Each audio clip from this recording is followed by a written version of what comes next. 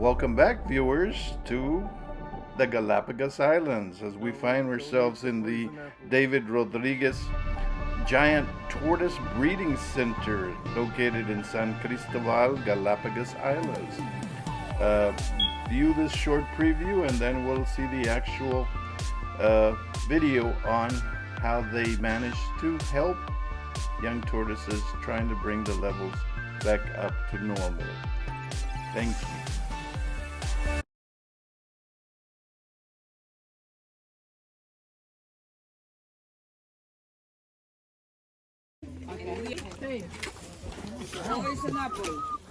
No, don't eat the poison apples. The special note of the David Rodriguez the Giant Tortoise Breeding Center is don't eat the little green apples. They are poisonous. Apparently, that might be the secret to the turtles living 100 years, is it helps their digestive system, but it's quite poisonous to people. So leave the little green apples. It's moving.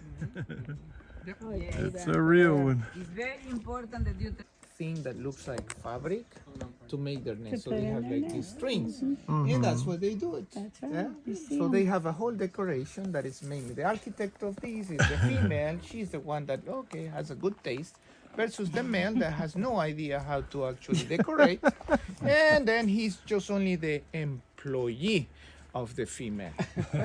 He brings as much of these little straws. That's why this type of plant is so good for them. But in the middle of this, there is seeds, right? So the finches, without really knowing the role, they just spread seeds. So in a minor scale, the finches, in a big scale with the poison apple, the tortoises. So every animal has a task to complete. And they're like the first timers here in the islands, but they have no idea that they're helping and working very hard. All right? Good. So that's...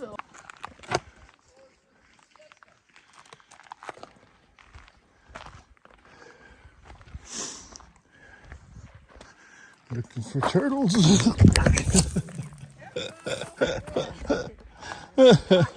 Watch out for the roots. Yeah, I just said that a minute ago.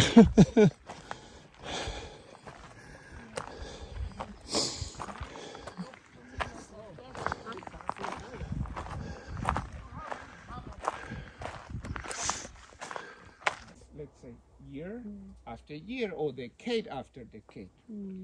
So let's say if during one whole year there was so much rain, so these finches will relax and say, wow, I don't have to search for food. The food is every corner.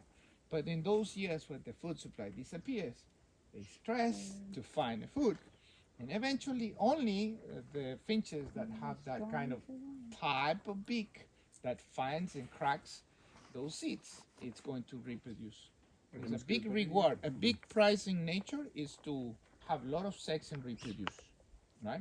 Yeah. There's nothing other, no other benefit in life for these animals than It's enough for 10 apple pies. Poison apples. Kind of small.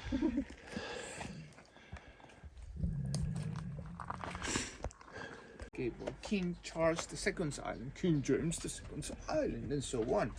So that's the way the Galapagos Island entered in this kind of hall of fame of islands, because they knew there were tortoises here.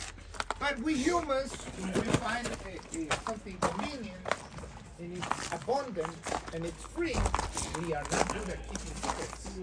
Soon the word spread. Oh, this one, think of it, this is a rock climbing. Maybe one day it's going to climb Mount Everest. Is rolling down. It's going to have a difficult landing. Wow, He's going to He didn't quite make it. So he is already thinking that it's a ninja turtle. It's a promising future. He survived that big fall. He fell on his At that size and age, that fall, it's equivalent for us to actually fall down and fall off from, a three-story Sort of like me yesterday. These tortoises you see here, especially here in this pen in the wild, these tortoises need to find a way to survive. Right. So why do we have to keep Turtle these breeding little ones box. here, these tiny, reason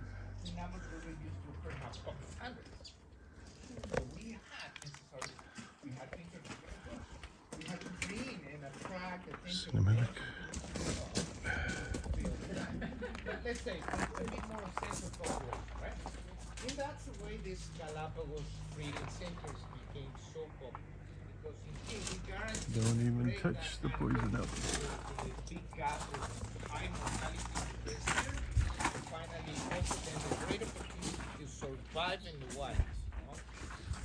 When a baby tortoise hatches, Oh, they have there's a so many turtle. enemies, like birds, they can flip them over. Did you see the turtle? Yeah. They have rats. He's smart. He's eating the leaves, not the poison apple. They have the sunlight, the sun heat, the overheating. They do have mockingbirds. So all of them will reduce the chances of these babies to survive. So what we do is we guarantee that at least 5 years, which is the most delicate and fragile time in their lives, during those 5 years, we protect them. Right? We give them food, we give them water, so they feel like, wow, permanent holiday. Well, it has to be something from the surroundings, but lately we're using a cultivated plant that looks more like a celery, giant celery plant called elephant ear. Elephant ear. There you go. It disappeared. There's one form like these ones and the ones in the other pen that are almost ready to be released in the wild. Back into the wild, these tortoises will be naturally exposed to the conditions that are normal for tortoises. How old is that one? How old is that one? So they spend a maximum of 2 years in here. For instance, they're almost ready to be transported to the other pen. 2 years in the little pens, and then 3 extra years in the other pens. Oh, so It he's is about the size from head to tail. The carapace, that's the way we call the Carapace. shell. Carapace has to be at least 14 inches. At least 14 inches, the length of that pure carapace. At least. And they also have to be heavy enough, right? So this is like a training camp for the tortoises. They get to learn, they learn how to eat and process the poison apple. Poison apple is like a laxative. It helps them to digest so well. Some of these plants they normally take might be a little toxic, too hard, you know, or if they eat too much beans, maybe not good for the tummy. So anyway, they have that glorious poison apple, which is going to save them from that trip going, more frequently to the restrooms. That is the idea. If they get stuck, poison apple. If they get too runny, poison apple. So it's like a Pepto-Bismol. animal kingdom organisms. One is Number called 13. asexual, which I find extremely boring, and the other one is called sexual, which involves male and a female. Oh. There's one out there too, on that limb. Oh So yeah, they do they're have just these sitting kind right of there, the yellow copulation warbler. events that involves like a female finding a little comfortable place in there, and then the male coming from behind and goes on top. And then they perform something called cloacal kiss, which is the long tail of the male reaches the short tail of the female. And then dilate the cloacas, and they mutually kiss one another with their tails. That sounds weird, but anyway, that's the way it works. And then the male sort of like delivers the sperm. Eskimos. Now this is a bulky animal that it does the thing of the deed slowly, so most of the sperm usually is wasted in the process. And that's why the female has a better idea for that. In order to keep as much as the sperm, she mates with several partners. Of course. They don't take it personal, they just Good only excuse. think that it's convenient for the future of the species. Ah, I didn't see. At the very end, so she stores the sperm in a special gland and an organ which is called the sperm gland. So she stores that. It's like a similar reptilian fridge. Somehow it's kind of cozy temperature. And then in the meantime, she produces the eggs. The eggs are the size of a billiard ball, almost like a tennis ball. They're huge, Yeah. hard shell. So she makes perhaps, if it's a very good female, fertile in her 50s, 60s, 80s, or 90s, so she will make from 6 to a maximum of 16 eggs. How she actually produces a specific amount of eggs is always based on the diet. A good year with plenty of food and water, so she produces more eggs. But if it's a year that not much to eat, so she will make 1 or 2.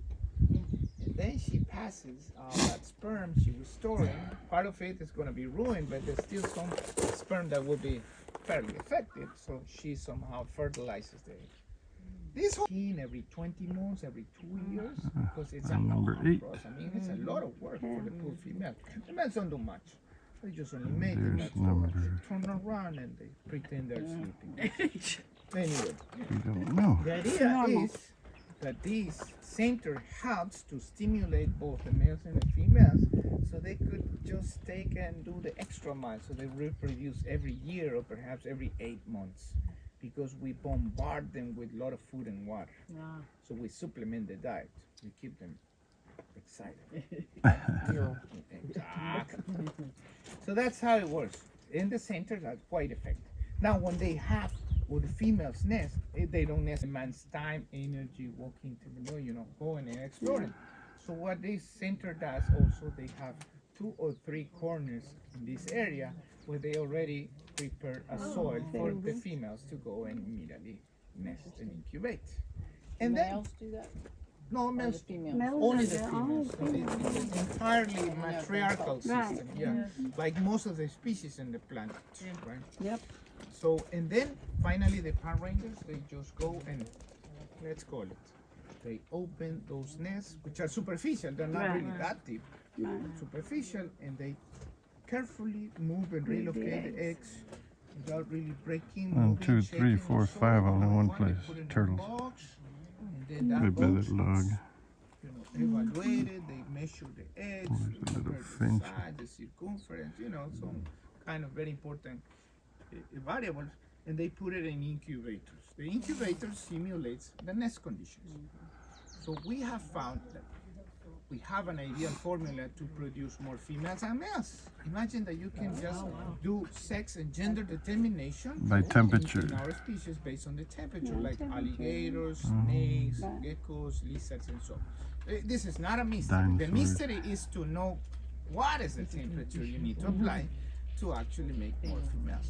We finally got it. There was a eureka moment back in 1965, 67, when they found out that the ideal temperature to get a lady is 85.3 Fahrenheit or 29.5 Celsius, right? And then if you get Pass it. vegetation, so they need a good variety of vegetation, bushes, and plants. First, but we will see quite a few more, but it's nice to see a fresh one before we planted that.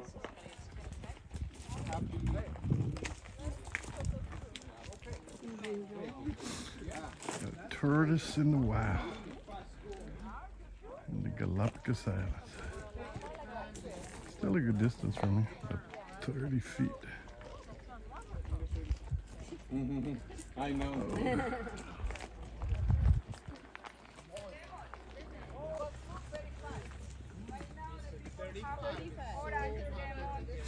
Number 35. But that no is acid. Nor the turtle eats that. Sorry? The turtle? Does it eat it? No, they don't eat it. Get up, number 35. Go. He's racing along. 35, huge. Here, one, number 35. Millions of years, the work of this herbivore, it's unbelievable. I think it's coming, my dear friends. That's Looks good. like it. It's going to wait a little bit here. So Thank you for viewing Trasvino's Adventures at the These, Galapagos compared to the Island, big David one we saw back there, Rodriguez This is a lady. This is Breeding Center. But we'll have to come back for part 2. Thank you for watching. Bye.